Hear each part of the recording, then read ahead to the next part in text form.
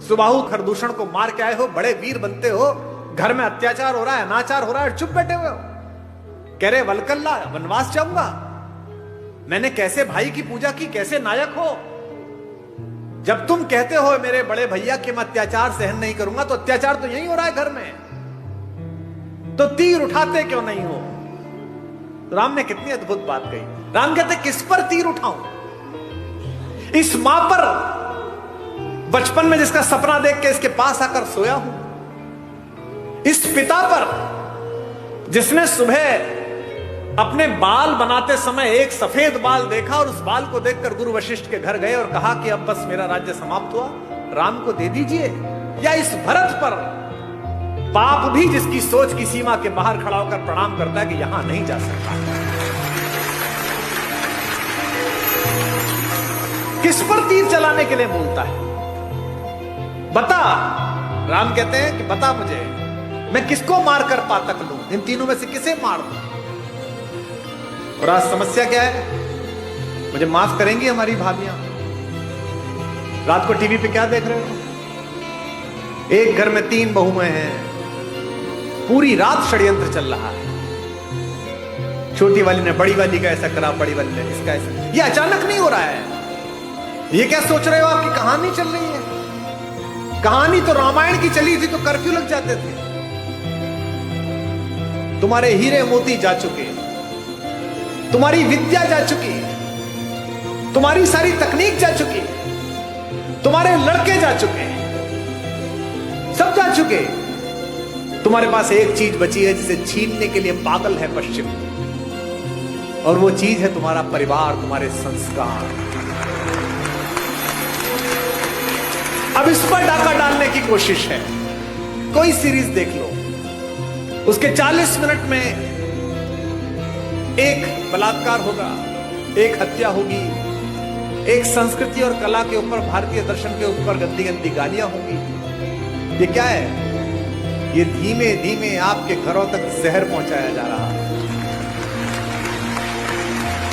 क्या दिखाया जा रहा है आपके सीरियल में, एक लड़का है घर में, वो लड़का चरित्रहीन भी है, वो जिससे उसका विवाह हुआ उसके बाद भी किसी से प्रेम में है, वो जिससे प्रेम हुआ उसके बाद तीसरे से भी किसी से प्रेम में है।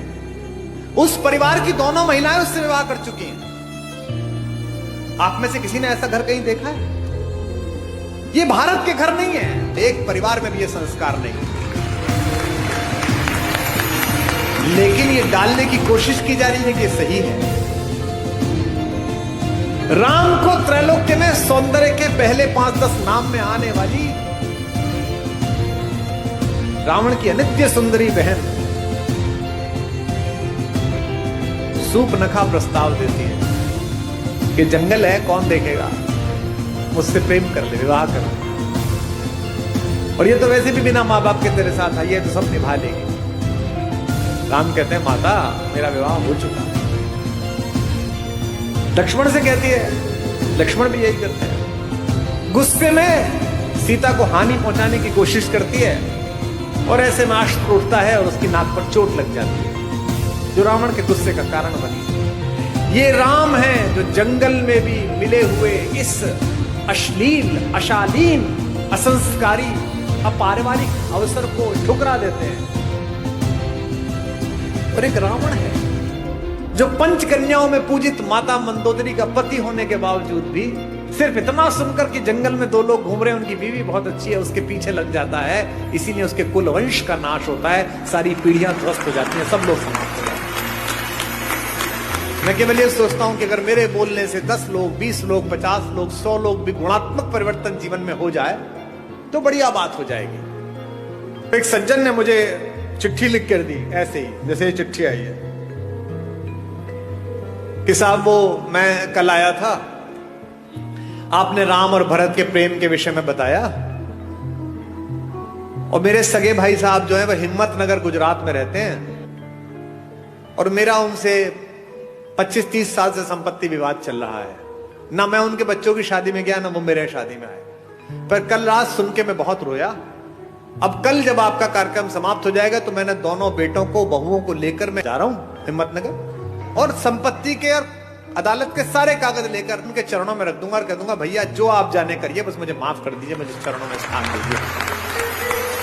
मुझे लगता है कि यही आपका पारिश्रमिक है, यही आपका प्रतिफल है। जिस समय आप दूसरे में ईश्वर देखना प्रारंभ कर देंगे, उस समय ईर्ष्या, कुंठा, बेईमानी, दुष्टताएं सबका विलोप हो जाएगा। और ये पृथ्वी इसीलिए बची हुई है अभी तक भी कि इसमें अच्छे लोगों का प्रतिशत ज्यादा है, बुरे लोगों का प्रतिशत कम है। हमारे एक शायर का शेर है कि दुनिया नफरतों की आखिरी स्टेज पर है, इलाज इसका मोहब्बत के सिवा कुछ भी नहीं। ये दोनों भाई थे, यूक्रेन और रूस, एक दूसरे के खून के प्यासे हैं, निरपराध लोगों को मार रहे हैं। और मरवा कौन रहा है? वो बाहर बैठा हुआ एक आदमी, वो यूक्रेन से कह रहा चिंता मत करना, हथियार कितने में मिलेंगे तू जारी रख। ऐसे बहुत लोग मिलेंगे आपके परिवार में बाहर खड़े हुए, जो आपके बच्चों को, आपकी बेटियों को, आपके बेटों को आपको सिखाएंगे कि घर में लड़ाई है, जारी रख, मैं तेरे साथ खड़ा हूं। वो अपने साथ खड़े, आपके साथ नहीं खड़े। जो भी व्यक्ति ऐसी बात करता मिले कि चिंता मत करना, मैं तेरे साथ खड़ा हूं, अपने भाई के खिलाफ हो जा, बहन के खिलाफ हो जा, मां के खिलाफ हो जा, समझना कि वो आपके साथ नहीं खड़ा। क्योंकि जो आपके साथ खड़ा है वो कह रहा है कोई बात नहीं, थोड़ा नुकसान फायदा चलता रहता है। राम से सब छिना लेकिन सब मिला। इसीलिए मैं बार बार अपने सत्र में एक बात कहता हूं, महत्वाकांक्षा खूब रखिए, लालच शून्य रखिए। ये जो आपके पास है, इसे जब तक पर्याप्त मानते रहोगे तब तक खुश रहोगे। जिस दिन दूसरे के पास जो है उसको प्राप्त करने की कोशिश करोगे, उस दिन कष्ट में आ जाओगे। टेलीविजन पर क्या विज्ञापन आ रहा है? ये दो भाई बहन बैठे हैं, ये एक मामा जी बैठे, एक माता बैठी है। इनमें प्रेम की क्या कमी है भैया? 2 शताब्दी से ज्यादा का प्रेम है दोनों का एक दूसरे से, भैया बहन का। हमको क्या सिखाया जा रहा है? रक्षाबंधन से 5 दिन पहले एक डायमंड की कंपनी आती है, वो कहती है इस रक्षाबंधन बहन को ये हीरा दे दो। हमको क्या सिखाया जा रहा है करवा चौथ पर? ये डायमंड दे दो। यहां तक कि घर में हम कौन सा कुकर खरीदे, इस पर भी प्रेम। जो बीवी से करे प्यार, वो इस थला कुकर से कैसे करेगा?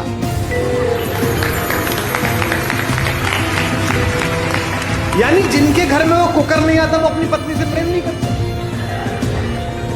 मेरे घर में शुरू में कुकर नहीं था, तो मेरे पिता ने मेरी मां से प्रेम नहीं किया। कैसी मूर्खतापूर्ण बात है। साधनों से अगर प्रेम होता, अगर साधन प्रेम का प्रतीक होते,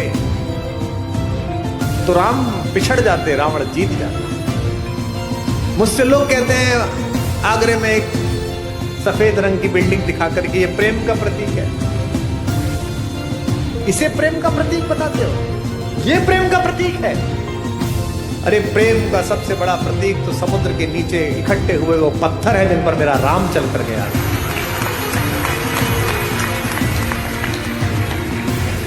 राम ने कहा है ऐसी की तैसी इस पर्वत की, ऐसी की तैसी समुद्र की।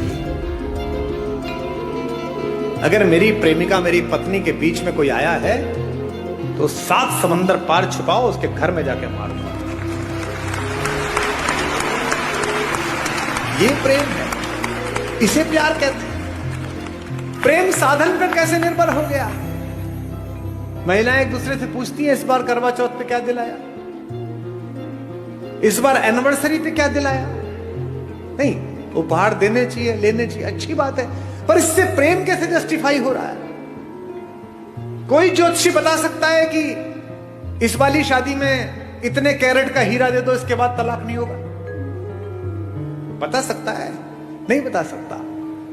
लेकिन अगर माओ ने बेटियों में संस्कार डाले हों कि जिस घर जा रही हो उस घर में जो मां है वो भी मां ही है, अगर पिताओं ने पुत्रों में संस्कार डाले हों कि जिसकी बेटी इस घर में आ रही है उसका उतना ही अधिकार है जितना तेरा इस घर पर अधिकार है, तो हीरे की जरूरत ही नहीं है, घर ही अयोध्या बन जाएगा।